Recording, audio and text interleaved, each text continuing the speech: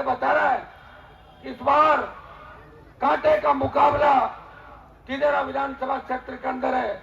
Azad Samaj party और RLP के संयुक्त उम्मीदवार भारी वोटों से बढ़त बनाकर आगे निकलेंगे, ऐसा जोश और उत्साह आपके अंदर दिखाई दे रहा है। भाइयों, पिछले 20 साल के अंदर आपने अखंड भ्रष्टाचार के अंदर डूबते हुए राजस्थान को देखा, जहां गहलोत वसुंधरा के गठबंधन ने, भाजपा कांग्रेस के गठबंधन ने राजस्थान की ये हालत कर दी कि दिल्ली के सेंट्रल हॉल के अंदर जब लोकसभा में हम बैठते हैं तो बाहर के जो एमपी हैं, यूपी, हरियाणा, बिहार के, वो मेरे से पूछते हैं कि हनुमान जी, राजस्थान में डिग्री की रेट क्या है, कितने रुपए में मार्कशीट मिल जाती है। ये राजस्थान की इज्जत अगर खराब की तो कांग्रेस और भारतीय जनता पार्टी ने की। पेपर लीक की घटनाएं, बद्री माफिया का आतंक, थानागाची की दलित युवती के रेप करके और जिस तरह प्रतापगढ़ में आदिवासी बहन को निर्वस्त्र करके घुमाने की घटनाओं, अपराध के अंदर अगर राजस्थान को 1 नंबर पे लाने का काम किया तो राजस्थान के माथे पे कलंक लगा। उसमें भारतीय जनता पार्टी और कांग्रेस की शासन व्यवस्था थी। भाइयों, इस बार राजस्थान के अंदर न कांग्रेस चल रही है न भाजपा चल रही है। अगर तूफान चल रहा है तो जवान का, किसान का, आरएलपी और आजाद पार्टी का तूफान चल रहा। उठो, अपनी ताकत को पहचानो।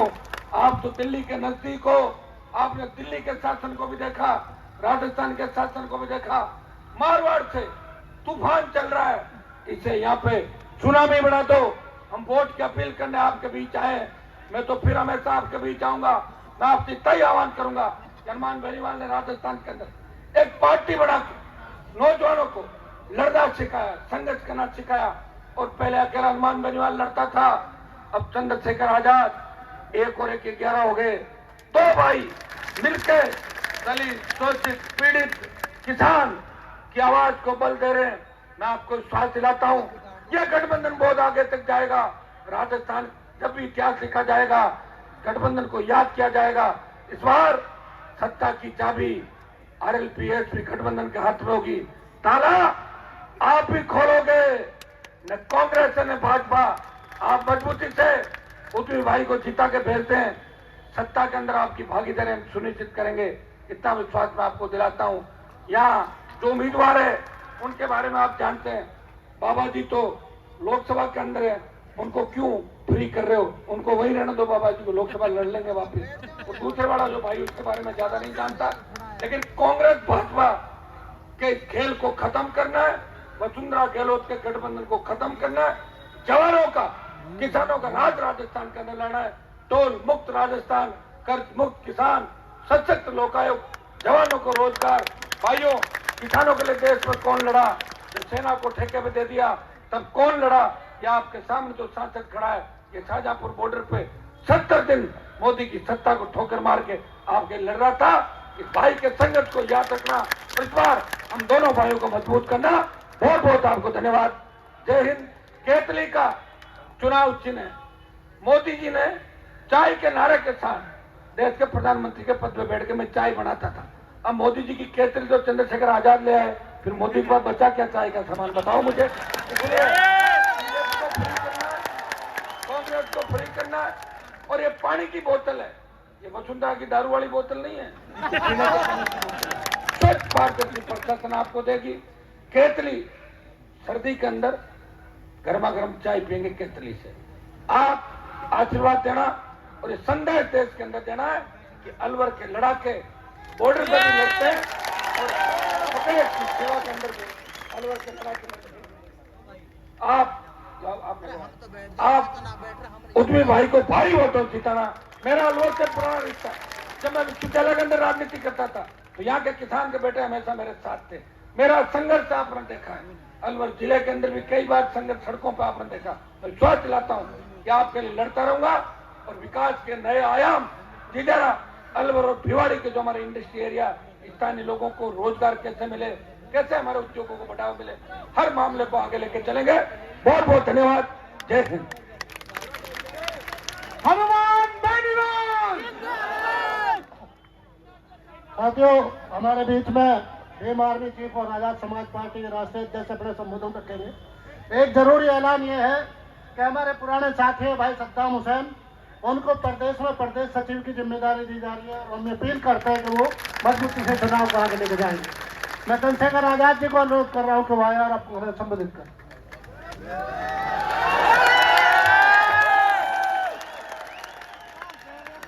जय भीम।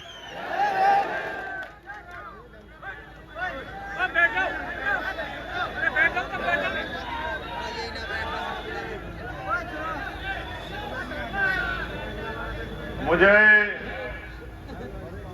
इस बात का दुख है कि मैं देर से आपके बीच पहुंचा। कोई गल नहीं, कोई इस बात का कष्ट है कि चुनावी सभाओं में ज्यादा समय नहीं दे पाऊंगा, लेकिन एक बात का भरोसा रखो कि जब भी आपके ऊपर कोई भी समस्या पड़ेगी, चुनाव तो 10 दिन का है, जहां आपका पसीना पड़ेगा, वचन देके कह रहा हूं, टपुगड़ा की धरती पे खून देने का काम करूंगा। ये बताने के लिए मैं यहां आया। समय समय पे भारत की धरती पे जन्मे सभी संतों, गुरुओं, महापुरुषों को नमन करता हूं। आज का ये ऐतिहासिक जन सैलाब और जो मैं सुन रहा था मध्य प्रदेश में चुनाव लड़ाते हुए भी, उत्तर प्रदेश दिल्ली में काम करते हुए भी, जब मैंने उद्यमी भाई को टिकट दिया, बड़े बड़े लोग टिकट मांगने के लिए मुकाबले में थे। मैंने अपने लोगों से ये कहा, जिन लोगों ने मुझे यहां तक लाके खड़ा किया, कि एक जाति एक धर्म से चुनाव नहीं जीत सकते। अगर वास्तविकता में जीतने के लिए लड़ रहे हो, ताकत बनाने के लिए लड़ रहे हो, तो फिर मेरी बात के साथ खड़े हो जाओ। इस बार ही तिजारा में इतिहास लिखा जाएगा, आपका झंडा और डंडा दोनों बहुत मजबूत रहेंगे। इस मंच पर उपस्थित हमारे सभी सम्मानित सर समाज के हमारे साथीगण, हमारे बड़े बुजुर्ग, मेरे हम और मेरे भाई अमित कसाना जी, भाई महक सिंह जी, हमारे वरिष्ठ नेता और राष्ट्रीय महासचिव भाई रविंद्र कुमार भाटी जी, इस तिजारा विधानसभा के लोकप्रिय प्रत्याशी भाई उद्यमी पोसवाल जी, और आप सबके सहयोग से इस बार परिवर्तन के दौर में राजस्थान के भावी मुख्यमंत्री जो हमारे बीच है भाई हनुमान जी बेनीवाल जी का भी मैं धन्यवाद करता हूं। और आप जानते हैं, मैं कोई बात बिना सैद्धांतिक नहीं कहता हूं। जो बात कहता हूं बहुत दमखम से, बहुत समझदारी के साथ कहता हूं। मैं इस बात को इसलिए कह रहा हूं कि आप ये जब चुनाव शुरू हुआ था, प्रत्याशियों की लिस्टें आ रही थी, आपने पहली बार राजस्थान में देखा होगा, जो यहाँ के लोगों को गुलाम समझते थे, ये समझते थे कि हम कुत्ते बिल्ली को भी टिकट देके भेज देंगे, जनता उसको जिता के भेज देगी, उनको आखिरी दिन अपने प्रत्याशी घोषित करने पड़े, यहां तक कि अपनी लिस्टें भी छिपानी पड़ी। ये इस बात का उदाहरण है कि यहाँ जो गठजोड़ बना है, भाजपा कांग्रेस उसका मुकाबला नहीं कर पा रही है। मेरे सम्मानित लोगों, बहुत बातें कहने को हैं। मैंने राजस्थान में जन्म नहीं लिया, ये बिल्कुल सच है, लेकिन जहां मैंने जन्म लिया और जहां से मैंने संघर्ष करना शुरू किया, हमेशा मैंने किसी भी कमजोर किसान, मजदूर, नौजवान, मुसलमान, दलित, पिछड़े, आदिवासी और किसी भी न्याय पसंद व्यक्ति को कभी निराश नहीं किया। आपने तो मेरा मान बढ़ा। जहां एक तरफ धन्ना से बड़े बड़े चैलेंज कर रहे हैं, मैं धन्यवाद दूंगा हनुमान जी बेनीवाल जी का। यहां प्लेन, हेलीकॉप्टर वाले मना कर रहे थे कि उतर नहीं पाएंगे, विजिबिलिटी कम है। मैंने इनसे कहा क्या करें, मुझसे कहने लगे 10 फीट ऊपर से कूद जाएंगे, लेकिन उद्यमी को जिता के चलेंगे। आज उद्यमी और उद्यमियों के साथियों का मनोबल नहीं टूटने देंगे। मेरे प्यारे भाइयों, चुनाव है, इस बात पे गौर करो। आप मुझसे प्यार करते हो, मैं इस बात को जानता हूं, मुझसे बेहतर नहीं जानता कोई आपको। मैं आपका खून हूं, आपको मुझसे बेहतर नहीं जानता कोई। और जिनकी मैंने लड़ाई लड़ी है, चाहे वो गुर्जर समाज हो, चाहे वो किसान समाज हो, चाहे वो जाट समाज हो, चाहे वो पिछड़े वर्ग के लोग हो, पाल प्रजापति कश्यप सैनी समाज के लोग हो, चाहे CA NPR NRC में आपके यहां नेता तो बहुत है, मुझे कष्ट के साथ कहना पड़ रहा है। आपके यहां नेता बहुत है, आपने वोट देकर नेता बहुत लोगों को बनाया। जब इस देश में सीएम के नाम से लागू किया जा रहा था और देश के प्रधानमंत्री और गृह मंत्री बैठ के आपका मजाक उड़ा रहे थे, और एक हमारे उत्तर प्रदेश के मुख्यमंत्री बड़े बड़े भाषण देके कहते थे कि मुसलमानों ने अपनी बहन बेटियों को, माओ को सड़क पे बिठा दिया और खुद जो है घर में जाके बैठ गए डर के। अगर कोई आपके साथ खड़ा था, आप इतिहास पढ़ के देखो और जानकारी हासिल करो, तो सिर्फ चंद्रशेखर आजाद खड़ा था इस ऐलान के साथ कि कोई भी किसी कमजोर को अकेला ना समझे। जब कोई साथ नहीं खड़ा और तब मैं गया 29 दिन के लिए जेल में, लाठियां खाई मैं आपसे इस बात पे वोट नहीं मांगूंगा, मगर मैं आपसे पूछना चाहता हूं, अगर आप किसी और का चयन करते हो उद्यमी के अलावा, उसकी डोर किसके हाथ में होगी आप मुझे बताओ। अगर आप कांग्रेस पार्टी के व्यक्ति जिता के भेजते हो, क्या उनकी इतनी हिम्मत है कि वो मुख्यमंत्री जी के सामने जो वर्तमान के एक शब्द आपके लिए बोल दे? आप बताओ मुझे पूरी जिम्मेदारी से। यहां हरियाणा के गुंडे नासिर जुनैद को उठा के ले जाते हैं और वहां जाके उनकी हत्या करते हैं। यहां की सरकार तमाशा देखती रहती है। पूरे राजस्थान में हमने आंदोलन कराया, हर जिले में, पूरे हरियाणा में हमने आंदोलन किया, पूरे जिले में हमारे प्रदेश अध्यक्ष बैठे हैं उत्तराखंड के, पूरे उत्तराखंड में हमने आंदोलन कराया, पूरे उत्तर प्रदेश में आंदोलन कराया। जब जाके मुख्यमंत्री को पता लगा कि ये कहीं मुसलमान नाराज ना हो जाए, तब जाके उनके घर गए, असगर को गोली मारी, मीना जी एसआई को गोली मारी। क्या करवाना चाहते हो आप? इनको बढ़ावा दे रहे हो। ऐसे गुंडों निकम्मों के हाथ में अपनी डोर मत दो, उनकी हिम्मत नहीं है। मगर मैं उद्यमी को कहता हूं कि ये जनता तुम्हें प्यार देगी। अगर इनके सम्मान के लिए कोई कीमत चुकानी पड़ जाए, मेरे बहादुर भाई पीछे मत हटना, हौसला करके आगे बढ़ना। जनता तुम्हारे साथ है। जिस दिन तक तुम्हारा ऐलान हुआ, बड़े बड़े धन्ना सेठों की, ताकतवर लोगों की भाषा बदल गई है। आपके क्षेत्र में रोजगार देने काम किया तो उद्यमी ने, और मैं आपको विश्वास से कहता हूं, जिस बात को उद्यमी आपको सभा में कहते होंगे, 70 नहीं 90% आपके यहाँ राजस्थान के युवाओं को इन कंपनियों में रोजगार दिलाने का काम हम लोग करेंगे। चुनाव 25 तारीख को वोट पड़ जाएंगे, 26 तारीख को मेरी सभा है आगरा में, आप डेट तय कर लो। इन कंपनियों के ताले बंद हो जाएंगे अगर गरीब के बच्चों को रोजगार यहाँ नहीं मिलेगा। राजस्थान के लोग कहां जाके रोजगार करेंगे? देखो मेरे प्यारे भाइयों, ये सच है कि चुनाव वाकई में 1 महीने का होता है, लेकिन मैंने कभी चुनावी रिश्ता आपसे रखा ही नहीं। एक तरफ कांग्रेस के उम्मीदवार हैं जिनका ये नहीं पता कि वो कभी कुछ बोल पाएंगे नहीं बोल पाएंगे, और भाजपा वालों की बात मैं करूंगा नहीं, क्योंकि पूत के पैर पालने में दिख जाते हैं। आपने उनको सांसद बना के देख लिया, बताओ आपके लिए क्या किया। अब वो कोई और जिम्मेदारी मांग रहे हैं, हाथ जोड़ो उनसे यार, क्या करोगे उनका? बताओ, आप खुद सोचो ना। एक आदमी जो कुछ नहीं बना और आपके लिए लड़ रहा है, उसका तो समझ में आता है। एक आदमी को आपने अवसर दे दिया हो तो दौड़ में ही नहीं है। आपका मुकाबला यहाँ उस भ्रष्टाचारी निकम्मी सरकार से है जिसने यहाँ के लोगों को ठगने का काम किया है, जिसने यहाँ आपको सब याद है। मैं दर्द याद नहीं दिला सकता आपको। ओम प्रकाश रैगर याद करो, इंद्र मेघवाल याद करो, जितेंद्र मेघवाल याद करो, मेरे लोगों, मेरी पीठ पे पड़ी गोलियों को, लाठियों को याद करो। और जब मैं आपकी लड़ाई लड़ने के लिए मैदान में आता हूं, मेरे ऊपर 4 गोलियां चलाई जाती है। कारण क्या है? क्योंकि ये सीबीआई ईडी इनकम टैक्स से मुझे नहीं रोक सकते हैं, ये झूठे मुकदमे जेल से नहीं रोक सकते हैं। और चाहे सम्राट मीर भोज जी की लड़ाई हो, कभी मैंने आपको निराश नहीं किया। इसलिए मैं आपसे कहना चाहता हूं, अगर वास्तविकता में आगे बढ़ना चाहते हो, लोकतंत्र है, वोट का अधिकार आपको गुलामी से मुक्ति के लिए मिला है, तो ऐरो गैरो के चक्कर में मत पड़ो। आपका सीधा सा मुकाबला खुद से है। अगर आपने जितनी संख्या में आप जुटे हो, अपनी वोट का प्रयोग और अपने परिवार की वोट का प्रयोग यहाँ के बेटे के लिए किया, तो मैं लिख के देता हूं कि आपका प्रत्याशी 25,000 से जीतेगा। और अगर आपने आपने काम करने का काम किया, अगले 7 दिन उद्यमी को भाई मान के, मेरे संघर्ष को याद करके, हनुमान बेनीवाल जी के किसानों की लड़ाई को, नौजवानों की लड़ाई को याद करके अगर आपने 7 दिन काम करने का काम किया, तो उद्यमी पोस्ट बाद 50,000 से जीतेगा। इस बात की मैं गारंटी देता हूँ।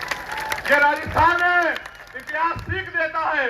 जब 2 अप्रैल 2018 को हम लोग निकले थे और अपने SC स्टेट बचाने के लिए, आरक्षण बचाने के लिए, तो यही भारतीय जनता पार्टी की सरकार ने हमारी पीठ पे गोलियां चलाई, आप भूलो मत। और जब आज वो हमारे बीच में नहीं है, एक ऐसी शख्सियत जिन्होंने यहां लोगों को लड़ना सिखाया, कर्नल किरोड़ी लाल बैसला जी, आज वो नहीं है, मैं उनको नमन करता हूं। जब यहां आरक्षण के लिए आंदोलन हुआ, इसी भाजपा की सरकार ने 73-74 गुजर भाइयों के खून से होली खेली। किसको वोट दोगे? भाजपा को? अपने बच्चों को मरवाने के लिए? जब यहां हरियाणा में आरक्षण आंदोलन हुआ, इन पे गोलियां चलाई, 60 से ज्यादा जाट समाज के भाइयों को मारा। अब जो है, जो यहाँ की सरकार है, 4 बार गया मैं, जब इंदर मेघवाल की मटकी छूने पर हत्या हुई, 4 बार मुझे पकड़ के वापस भेज दिया। जब सीएचए के बच्चे यहाँ बैठे होंगे, उनकी लड़ाई लड़ने यहाँ उठा के 4 दिन जेल में भेज दिया। ये लोकतंत्र की बात करते हैं, इनका एक ही मकसद है। जब भाजपा के लोग होते हैं तो कांग्रेस के लोग कहते हैं लुटेरे, जब कांग्रेस के लोग होते हैं तो भाजपा के लोग कहते हैं लुटेरे। आप बताओ, इनमें से किसी ने एक के खिलाफ एक कार्रवाई भी की हो तो आप बताओ। इनका एकमात्र मकसद है, आपकी वोट लो, राज करो और आपके बच्चों को गुलामी की तरफ भेजो, उनके अधिकार छीनो, उनको मजबूर करो। क्या यहाँ उत्तर प्रदेश बनवाना चाहते हो? क्या करवाना चाहते हो? आपको फैसला लेना। अगर आपने सही डिसीजन लिया तो उद्यमी पोसवाल आपके बीच का आपका बेटा, टप्पूगुड़ा का बेटा, तिजारा का बेटा और एक नौजवान नेतृत्व आपको राजस्थान में मिलने जा रहा है। समाज की सेवा करेगा 30 साल। और अगर आप उनकी बातों में आ गए, धर्म और जाति के आधार पर चले गए, तो फिर आपको वही झुंझुना मिलेगा जो आपको पिछले लंबे समय से मिलता है।